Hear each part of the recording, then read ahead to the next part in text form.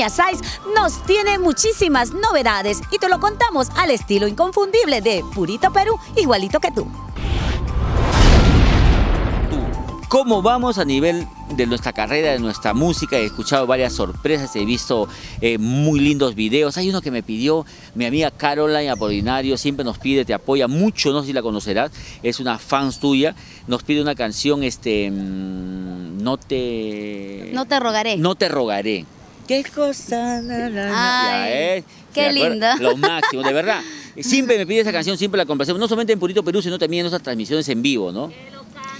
A ver, bueno, gracias, vamos a cantarle este temita, pues.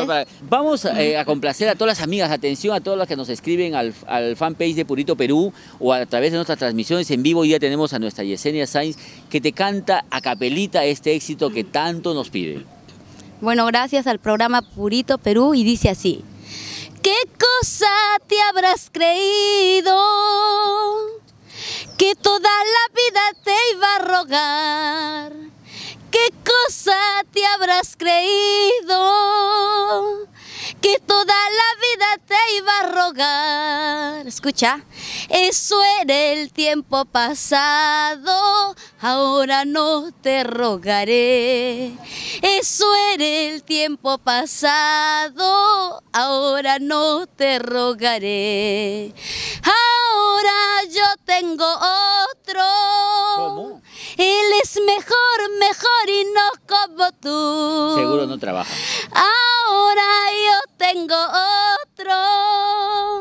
Él es mejor y no como tú. ¿También? Los besos que tú me diste, con otro amor los olvidé. Los besos que tú me diste, con otro amor los olvidé. Como dice Condorito, exijo tu explicación. Oye, qué bacán, Ñañita, el tema, de verdad. Gracias. Hay otro temita que a mí me gusta, que espero, no me lo dediques, lo cantes para toda la gente, que es celos. Celos para los celosos. Yo soy recontra celoso, pero con mi cámara. No se lo presto a nadie.